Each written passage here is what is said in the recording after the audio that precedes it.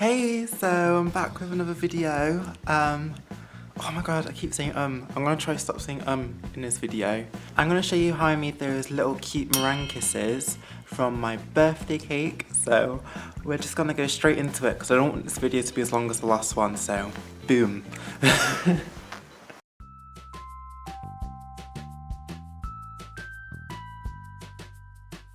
So to get that stripy effect on the little meringue kisses, what you're going to need is a paintbrush and some concentrated food colouring. A gel food colouring would be best. So what you're going to do is you're going to get your piping bag. I'm using a round nozzle. I'm not sure what size it is, but what size you use will depend on how big your little kisses are. So I'm putting that in the piping bag and snipping the end off, and I'm putting that piping bag over a jug just to help me put in these stripes. Go in there with your colour. I'm using a pink and a red. In hindsight, it's probably best just to have used red, and you'll see why. Anyway, I'm going in there with the colour, so I'm putting a stripe in and going all the way up. I'm doing 3 lines for each colour. So just keep going around with your paintbrush and doing lines all the way up. And this is what's going to give your meringue a little bit of colour. Now we're going to move on to doing our actual meringue. Before we do that, we're going to preheat our oven to 100 degrees centigrade. I'm not sure what that is on Fahrenheit, but I'm sure you can Google. So to start off, the most important bit of making a meringue is making sure that everything you're using is totally grease-free. If you have any grease when you're making a meringue, that will totally deflate your meringue, and it will not build up the protein and the air as it should do. So the best way to make sure your bowl that you're going to be whisking your meringue in is grease-free is to get a little bit of lemon juice and put that all around your bowl, and just wiping it out with a paper towel. So how I make a meringue is I use 50 grams of sugar per egg white. I do this whether I'm making a French meringue, a Swiss meringue, or an Italian meringue, and this is a French meringue I'm showing you right now. In this instance, I'm using 4 egg whites.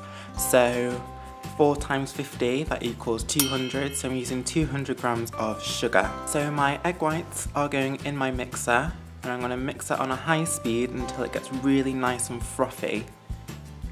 Keep mixing until you achieve stiff peaks like this. Once you've achieved that, you can then start to pour your sugar in while mixing on a high speed. Pour your sugar in really slowly. It's really important that you do this, otherwise you'll start to lose some of the air in your beautiful meringue that you've just made. Keep mixing until you've got it all in there, and then continue to mix for about 5 minutes. You'll know your meringue is done when you get a little bit on your finger and you sort of do this and you can't feel any sugar granules in there. If you still feel some sugar in there, you need to keep whisking your meringue. Once your meringue is done, it's time to put it in your piping bag.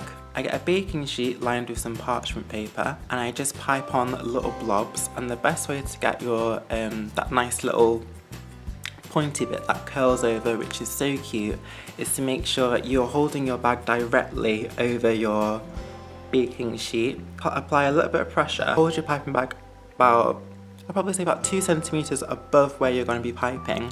Hold it directly over and just apply a little bit of pressure. Let go of the pressure and lift up. So you're going to do that all over your baking sheet. Now this is where you can see you can't see there's any pink in there. Obviously the pink food colouring I'm using is very concentrated, so it should just come out red all over. So it didn't really matter. It still looks really cool.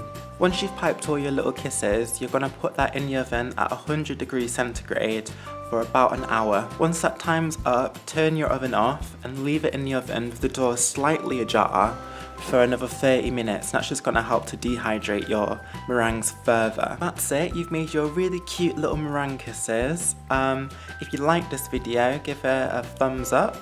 And if you want to see more videos like this, subscribe. Until the next video, take care and bye.